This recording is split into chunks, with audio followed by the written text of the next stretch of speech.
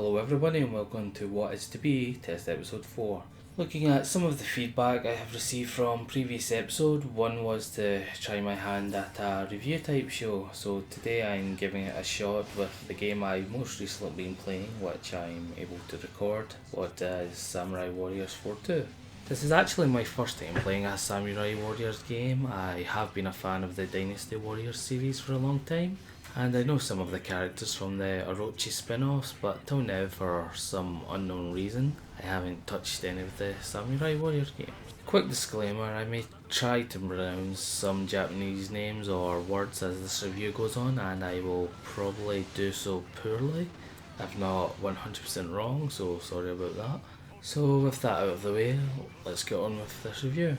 Samurai Warriors is a very simple hack and slash game, just like the Dynasty Warriors series and other spin-offs such as the Warriors Orochi and the Hyrule Warriors games. There are more spin-offs than such, but I'm not just here to list them. So right off the bat, if you enjoy the previously stated games or series, you will probably enjoy this one. For anyone who hasn't tried them, well, you can go far with the master strategy of square, square, square, square, square and square. Once you've mastered that, throw in the odd triangle or two every now and then and to end the combo with a power hit, and you will be slaughtering people by the thousand before the day is out.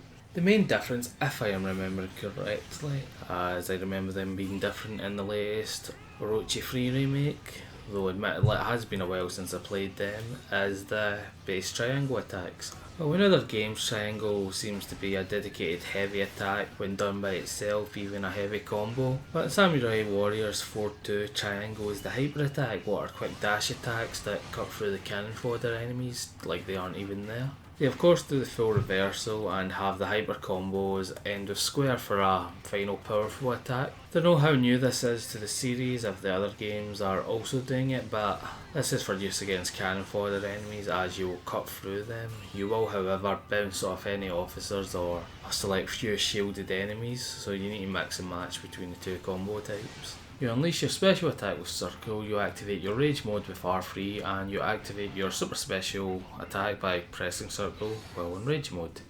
Mind blowing.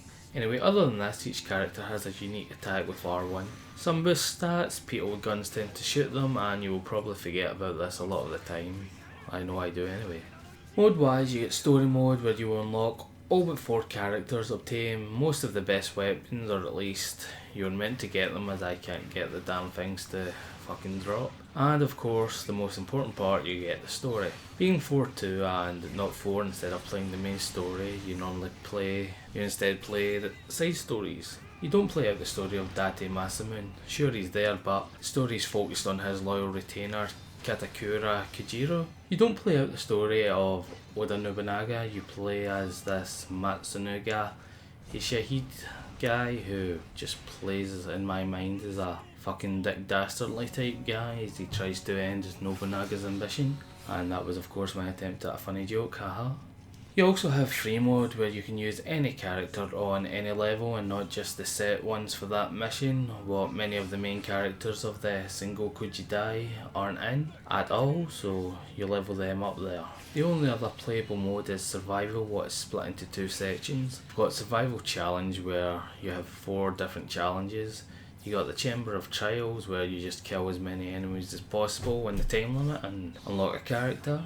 You've got the Chamber of Riches where you collect as much gold as possible and unlock a character. Then you've got the Chamber of Agility where you need to kill 10 standard bearers and a boss to unblock the path to the exit and unlock a character. And if you A or S rank all 3 of them, you unlock the Chamber of Death, what is the exact same as the Chamber of Trials, but you take a bit more damage. In the other half of survival mode is standard, which is a 100 floor tower where you must complete the objective before moving on, and the difficulty increases as time goes on. Doing the first floor of this gets you the final character, what I am mentioning because I disliked Imagawa Yoshimoto already from the Orochi games, and I assumed wrongly that he would be unlocked in the Chamber of Death, seeing as he dies before any of the stories in 4-2 seem to start. So I spent ages getting my time down to about a minute 35 in the agility trial, only to get death and unlock a horse, and I didn't want to be the only person who had their time wasted by that, so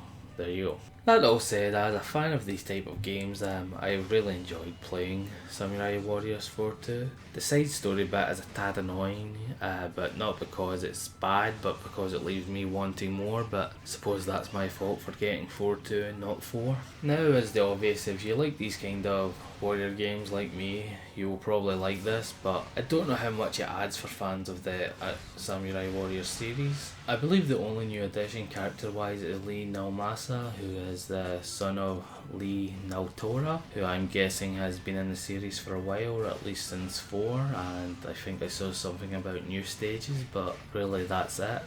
Lee Naomasa brings the character list up to 56 plus however many custom characters you choose to create, which is a nice selection of characters as it goes, and you'll probably find one or two you do like to play with. Well, fans of the other warrior games, even Hyrule Warriors, if you just want more hacky slashy fun, you will enjoy this and most likely get your money's worth, as it is quite a long game to do everything in. However, as stated previously, the game doesn't focus on the most interesting characters and seems to start halfway through the actual story, so it isn't the best game for getting into the series. So if you are interested but not sure, maybe get your hands on a copy of 4 instead. Oh, and one thing I should probably note, as it was mentioned to me, is 4.2 has Japanese audio with English subs only as far as I can tell. I was told some people don't really like this. I personally prefer it, but I was told that older games had dubbed in voices and some people do actually like that, so I figured I should mention that. So that's the review test show. I've no idea how long that ran yet, as I tried winging it a few days ago and the results were so horrible I couldn't improve them even with heavy edits. So my internet was down for a couple of hours a few days ago, so I decided fuck it, let's just do a script and get this review show done. Of course that also meant I couldn't fact check any of my information, though I don't have any excuse for not doing it since, but yeah. Anyway, let me know what you think. I need feedback for all my stuff so I know what to improve and what to work on. Comment below, and a like and subscribe wouldn't hurt either.